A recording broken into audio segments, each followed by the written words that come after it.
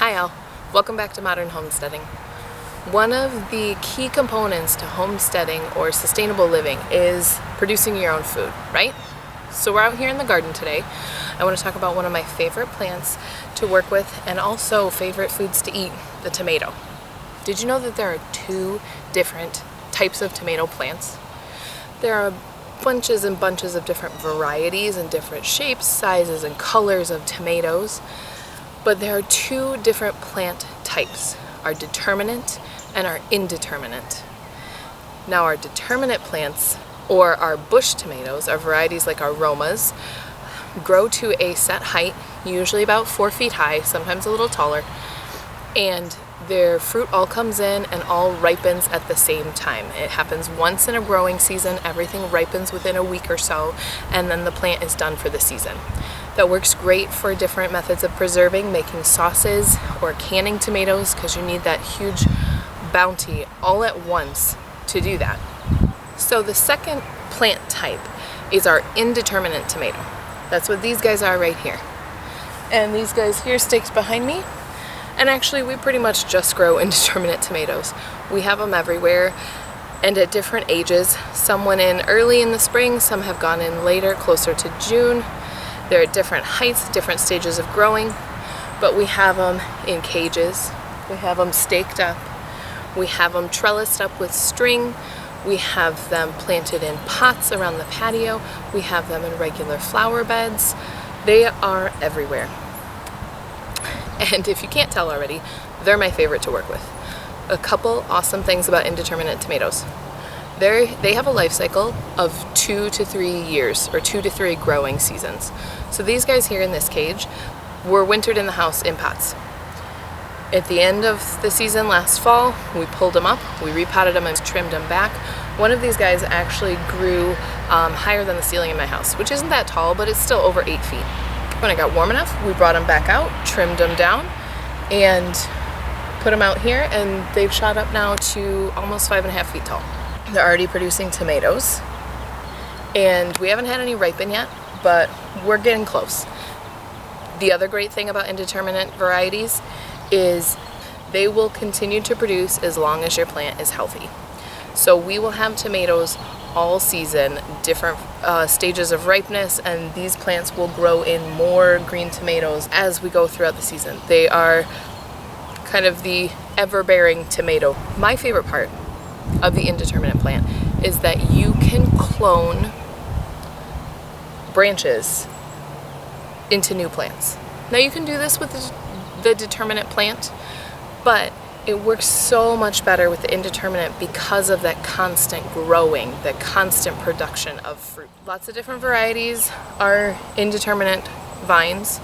All of your snacking varieties, your cherries, your grapes, some of your bigger, hardier varieties, your big boy, any heirloom tomato, they're all indeterminate plants. So you can do this with all of them. When you clone it, you look for little sucker branches, and I'll bring you in closer in a little bit and show you what those look like and how to prune them off. But you pull off little sucker branches and you repot them to become their own plant. The greatest thing about this is they don't start off as a baby plant. Their life cycle is at the same maturity as the host plant or the original plant they came from. So this original plant here is already producing fruit and flowering. If I break one of the sucker branches off of here, give it a week or two to grow roots and stabilize in a new environment, it will be at this maturity. It will immediately start to sprout up, start to flower, and we're gonna have a whole new crop off this new plant. But for now, let me show you how to identify these sucker shoots and how to prune them, and then a little bit later we'll head up to the back porch and I will show you how to care for them and root them into new plants. Okay, so here we are at a tomato plant in the back. To identify the suckers, you want to look at their main stem here, and this is a main branch, and the suckers develop as these little shoots in between your main stem and a branch. So there are 3 on this plant that are pretty big. They typically say that you want to trim them off when they're a couple inches in height. I tend to let them get a little bit bigger because I'm repotting.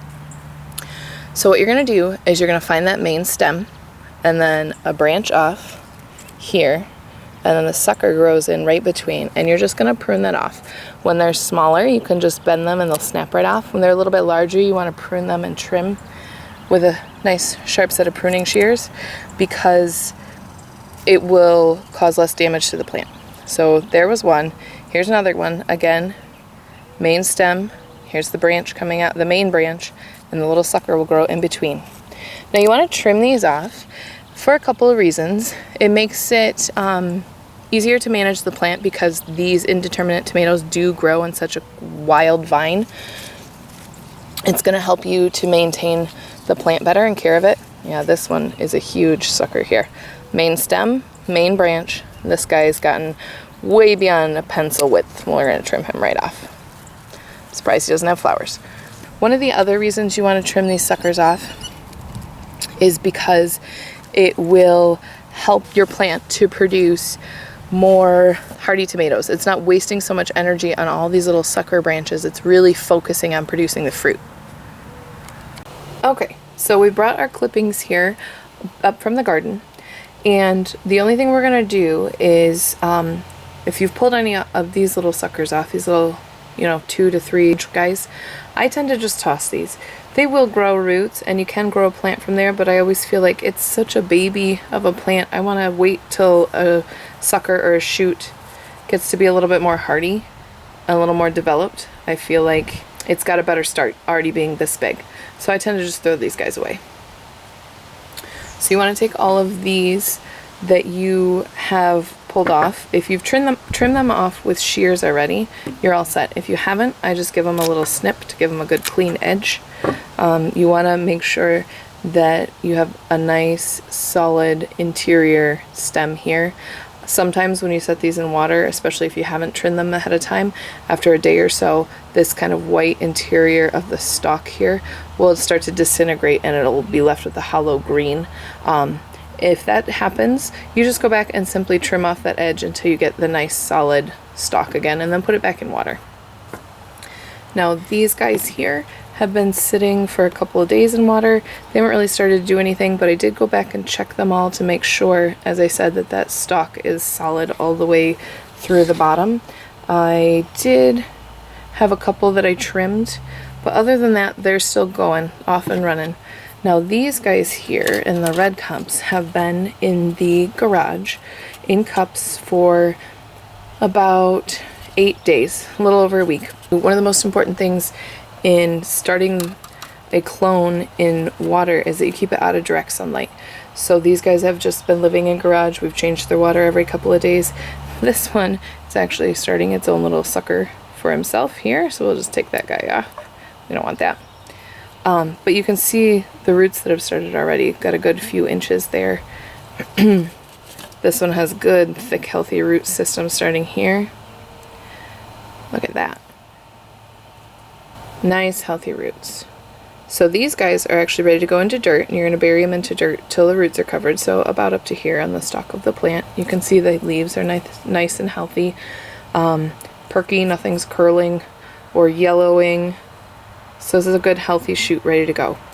Once these guys that have rooted go into dirt, it'll take them a day or so to adjust to being in soil, and they're going to droop a little bit like these guys are. They're still recovering from being in the cup. They're going to droop and look a little sad. As long as they don't get discolored or get any worse, just leave them and let them go. It'll take a couple days for them to bounce back and adjust to being in soil. I love this technique for replacing plants that have been lost to disease, or maybe baby plants that were put in and lost to extreme heat. We had a few of those this year. When we put some of our baby tomato plants in, it got so extremely hot over the first few days that it just burned them right off. They didn't survive. So I waited a couple more weeks. I took some sucker plants off of the ones that did survive and rooted and replaced those plants that didn't make it. I hope you all enjoyed this video on how to clone indeterminate tomatoes. Hope you learned something, maybe a few tips to take along with you in your gardening experience. Keep an eye out for a post coming later this summer when the tomato harvest is in. Some of our favorite things to do with these guys and how to preserve them. And I hope not to ruin anyone's 4th of July weekend, but this time of year I'm always praying for rain. Enjoy and have fun.